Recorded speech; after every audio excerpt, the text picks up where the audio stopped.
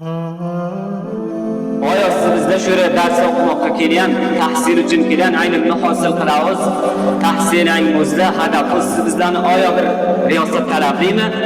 Bir maqom va martaba talablimi? Buradan bo'ra kelgan bo'lsa, bu ma'noda bu hadafga kelmasa-ki, ilmni hosil qilish uchun men vazir bo'laman erta bir kun men bir katta vazifa eshitaman. Katta vazifani ijro qilish uchun men bu yerda kelganda bu niyatda bo'lmasa, birinchi martabada Tuhfa-i Sarvar-i Koinotda Assalomu alaykum va rahmatullohi ta'ala va barakatuh. Sizlarning har bir farqlaringizga va har bir talaringizga taqdim etaman. Va men xohladimki bu anjuman islohul bayonda darborai shuki siz bizlar ki bu madrasani o'ziga kelgan dars o'qiymiz, tahsil qilamiz. Siz bizlarni shu oqikon ilmimizdan va shu tahsil qilishingizdan hadaf nimasada, maqsad nimasada, shuni o'zini men xohladimki sizlarning huzurlaringizda bayon qilsam. Chunki asli ki siz bizlar bu yerga kelamiz va ilm hosil qilib kelamiz. Asl hadafimiz siz bizlarning maqsadimiz ilm tahsil qilishdan hosil uni qo'lga keltirishdan nimasidir?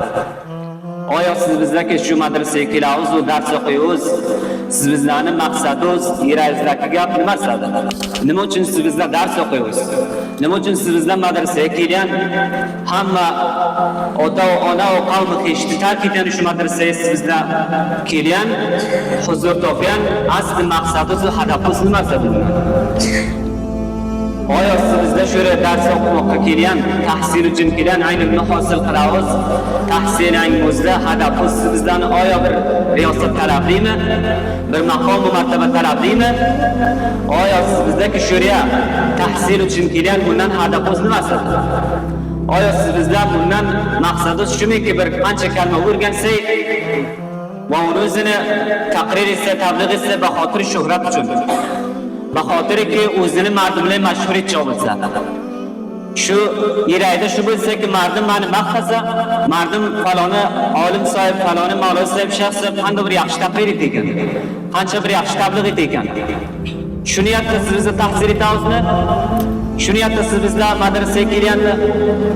Yo'q, balki siz bizlar bu yerga dars uchun kelgan, ta'lim uchun kelgan, hadafimiz nimasidir? Hadafimiz rizoyat Alloh subhanahu va taolo. Xolisan lillahi Alloh subhanahu va taolo uchun siz bizlar bu yerga kelishimiz kerak. Hadafimizni tayin etishimiz kerak. Siz bizlarga bu yerga dars va tadris uchun kelgan, bir qancha kalma o'rganishga kelgan. Buni o'zi sirf rizoyat Alloh subhanahu va taolo uchun bo'lsa, naki boshqa riyosat talabli bo'lsa. Bir odam bu yerga kelgan bo'lsa, bu ma'noda bu hadafga kelmasa-ki, ilmni hosil qilish uchun men vazir bo'laman erta bir kun men bir katta vazifa eshitaman. Katta vazifani ijro qilish uchun men bu yerga kelganda bu niyatda bo'lmasa. Yo sirf bu niyatda bo'lmasa-ki, meni mardim ko'rsam, men dastorbandiy etsam, u mardimga o'zimni ko'rsatsam, meni faloni olim, faloni qorsi deyasiz. Bu hadafda bo'lmasa. Shuhrat tarafli, riyosat va maqom tarafli bo'lmasa, balki rizoyat Alloh subhanahu va taolo bo'lsa. Va inam hadaf sizlarni tahsil qilishingizdan, ilm o'rganishingizdan, dars o'qishingizdan, Qur'on o'rganishingizdan shu bo'lsa-ki, siz bizlar dinni nashr etsak, dinni boshqalarga o'rgatsak, dinni qachon o'rgatasiz bizlar? Bu suratdagi bir narsa o'rgatsak va unga amal etsak, va uni boshqalarga ta'lim bersak, boshqalarga da'vat bersak.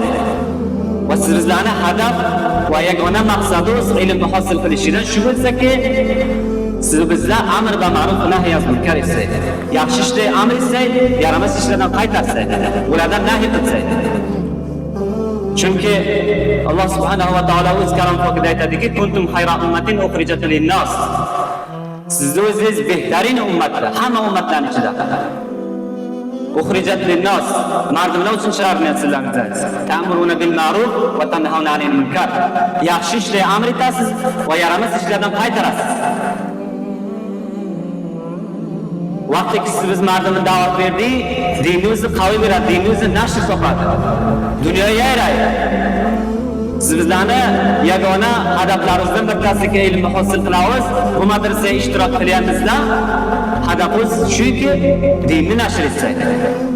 Dinimizning amr va ma'ruf nahy anil munkar va dinni nashr etishimiz bilan siz bizlar Alloh subhanahu va taoloning qonunlari, qonuni shariat, qonuni islom, qonuni Qur'onni siz bizlar nima qilamiz? Boshqa dunyolar, boshqa bandalar nima qilamiz? Ularni ustida yuritamiz. Shu qonun, Qur'on nima degan, shariat nima degan, shuni o'zim boshqalarga tatbiq beramiz. Va vaqtiki siz bizlar qonun ilohiyni qaviy qildik, boshqalarga ustida yuritdik, bizlar hamma dinni hamma joyga eshittirgan odam bo'lamiz. Vaqtiki dinni eshittirdik, sizlar bundan ham hadafimiz nima? Bizlar Alloh subhanahu va taolo. Xulosa natijada shu bo'ldiki, siz bizlar vaqtiki bu yerga kalma o'rganjoqqa kiramiz. Buni o'zi sir va xotir rizoat Alloh subhanahu va taolo uchun bo'lsa, boshqa bir hadafda bo'lsa.